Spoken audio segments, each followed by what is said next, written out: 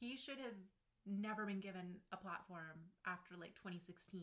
Like as soon as stuff started to come out about the sexual abuse and the words like, you don't, I guess this is up for debate, right? Like, do you continue to platform those people? And like, no, no, you don't. And if that concerns you because you're like, oh, but what if I also fall? Like, if you think you might just accidentally commit fraud and like strip down naked and whatever in front of people, or like, you know, prey on young girls or any, if you think you might actually do that stuff and so exposing it concerns you, I don't want you in ministry ever. Stay away from the children, stay away from the vulnerable, stay away from the widows, stay away from the veterans, stay away from the traumatized and the sick and the wealthy.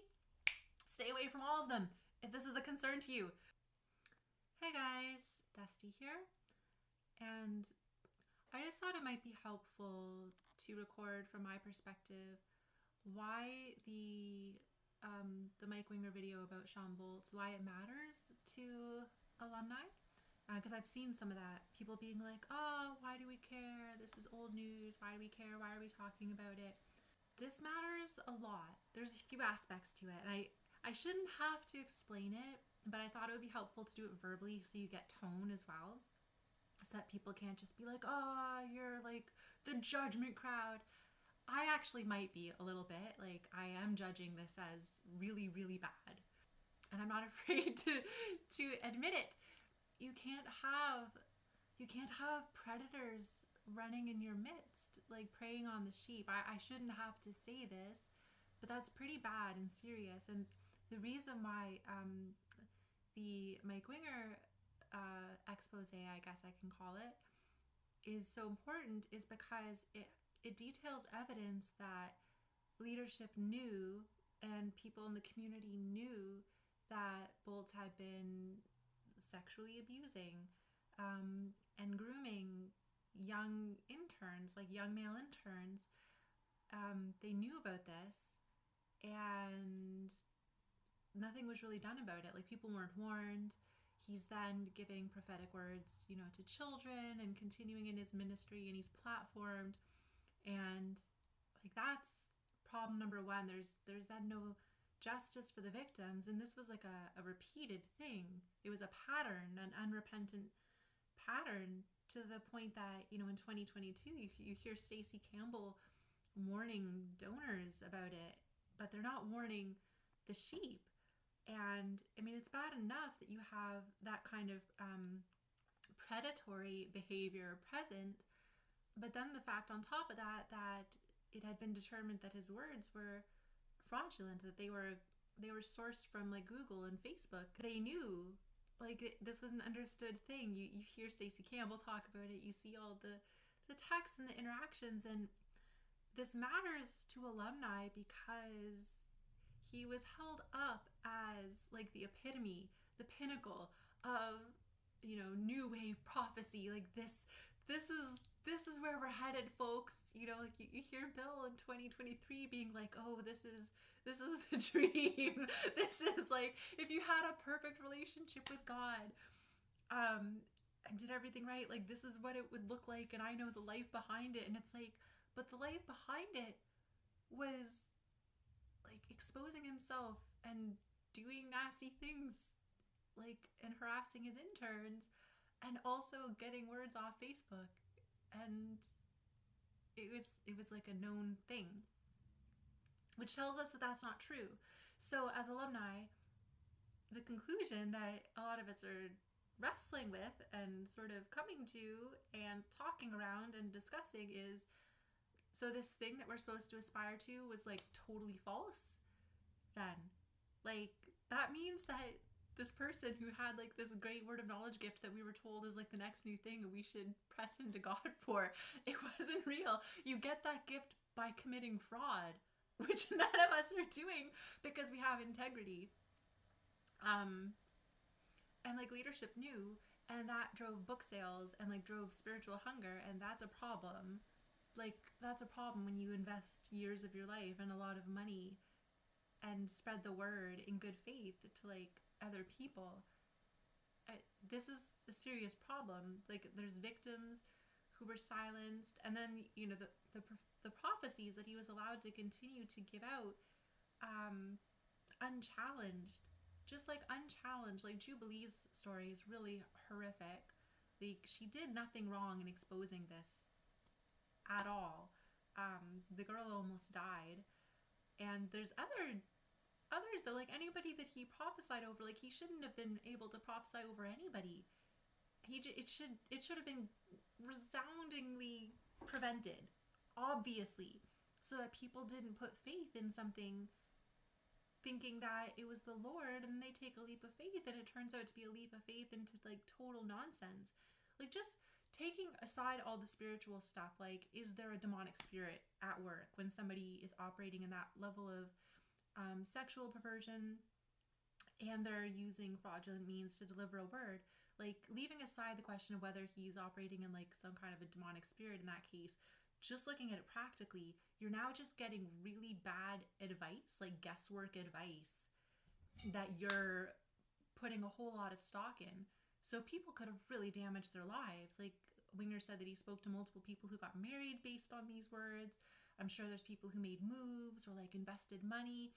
That's a huge problem. The fact that sometimes these words were like, oh, there's going to be increase and investment will come, which like triggers people to donate. And when you come to Bethel, like all of us did, with like sincere hearts to pursue God and to look for his beauty and to look for truth and to bring goodness into this world and lead people to him and find people of a similar heart who are going to love one another and love God alongside you, and like, it's this wonderful, great, exciting thing, to then find out that the people at the top are like nudge nudge, wink wink, overlooking the fact that there's a fraud, at least one. And then there was Bob, one of the Bobs was also fraudulent. And then we have Mike Bickle, and it's like, how many people? So of course this matters to alumni. This is not a spirit of accusation. This is not a spirit of Jezebel. This is not a spirit of slander. This is not gross. What's gross is somebody doing his self-pleasuring thing in front of multiple interns.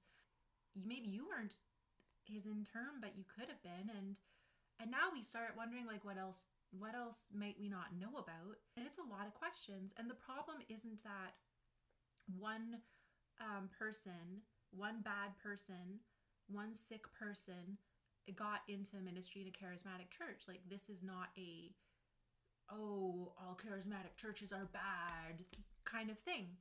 That's not the problem. The problem is cover up after cover up after cover up. Of course, wickedness is going to come. Of course, people with sick patterns and narcissistic tendencies, entitlement and psychopathy and sociopathy, of course these people are going to look for opportunities. The problem is, if you cover it up and you help them and you baby them and you don't protect the sheep, you're now just amplifying their reach. You're a magnet for these people, and it's a magnet, and then you just keep them. You suck them in and you keep them. And so it's like, how many predators then are there? How many unheard stories are there? How many miracles and manifestations were not real? And how much do you guys know and you're not telling us? Like, listen, we're adults. We're not all gonna like fall away from the Lord because we find out that there's some nonsense going on. And I pray to God that nobody falls away from the Lord over that, right? Like, the Lord is not responsible for the sin of man. But we're grown adults, and we deserve to know, and the victims deserve to have the truth be known. And, now somebody's going to, of course, say, oh, a spirit of entitlement. No, that's not a spirit of entitlement. This is a spirit of common sense. Spirit of common sense. We are part of a community. People know that we went to Bethel. Like, it's either on your resume or it's hidden. At this point, you go to a church, you either tell them or you hide it, depending on where their view lies. We were all taught for years that, Shawn Bolz's methods were the way to become prophetic. And now it's like, okay, but are they though? Because he wasn't even using those methods, guys. And we know that he wasn't even using those methods. So just friggin' come out and tell us the truth, will you? Because the more cover up there is, the more we think this is like just completely sus. Honestly, it is like the sussiest thing ever. I don't even know what else to say. I can't believe that I even had to come out and say this. Not that I had to, but I think tone matters. Like, we're real people trying to wrestle with this, but this is ridiculous. It should never, he should have never been given a platform after like 2016. Like, as soon as stuff started to come out about the sexual abuse and the words like, you don't, I guess this is up for debate, right? Like, do you continue to platform those people? And like, no, you don't. And if that concerns you because you're like, oh, but what if I also fall? Like, if you think you might just accidentally commit fraud and like strip down naked and whatever in front of people, or like, you know, prey on young girls or any, if you think you might actually do that stuff and so exposing it concerns you, I don't want you in ministry ever. Stay away from the children, stay away from the vulnerable, stay away from the widows, stay away from the veterans, stay away from the traumatized and the sick and the wealthy. Stay away from all of them if this is a concern to you. At the very least, we should have enough self-control and maturity as believers that we know that if we go into ministry, someone's not gonna find us accidentally committing fraud or preying on people. Yeah. Anyways, that's why this matters. We don't even know if the stuff we were taught and the people that we trusted were trustworthy. We don't know if what they were telling us was true, because this obviously wasn't, and it's a big deal. And the fact that Stacey Campbell is recorded talking about it, and Patricia King knew, and Shawn and Georgian Banoff and all these people, you know, in 2022 and whatnot. And then a year ago, it was just a big battle getting anyone to tell the truth and admit to anything. That just means this is not good. It's not good. It's not nice. It's unrighteous. And it's ugly. And it's just the antithesis of everything Christ-like and beautiful that drew us to Bethel. Maybe you think that everybody comes, you know, for signs and wonders, but I think at our hearts, you don't do something like Bethel, most of us, unless you really love the Lord. And the Lord is nothing if not like truth and beauty. And this is lies and ugliness. I want everybody to hang on to the real encounters with God that they had, and any healing that they received, and good relationships. But I also want people to be completely freed from any shackles of false teaching, because Shawn Bolz's book is going to be false teaching, because that's not how he did it. And so if there's people who have been feeling like a weight or a burden that they should be able to prophesy words of knowledge like Shawn Bolz, and I'm praying and fasting and I love the Lord dearly, and why aren't I getting these words, and why isn't it working like that? Well, it's not working like that because it doesn't even work that way for him. And so somebody needs those shackles broken off of them. And people who have been abused and silent and in shame need those shackles broken off of them too. Yeah, it's just gross. Honestly, like I take things in humor, but this is not actually, it's not funny. You're not going to succeed in silencing all of the alumni who love the Lord and put their heart and soul into Bethel for 1 to 3 years. And then to see this happen, like, no, we're not just going to ignore it. No, and it's not a demonic spirit operating through us. It's truth, actually. So, yeah, we'll just keep caring.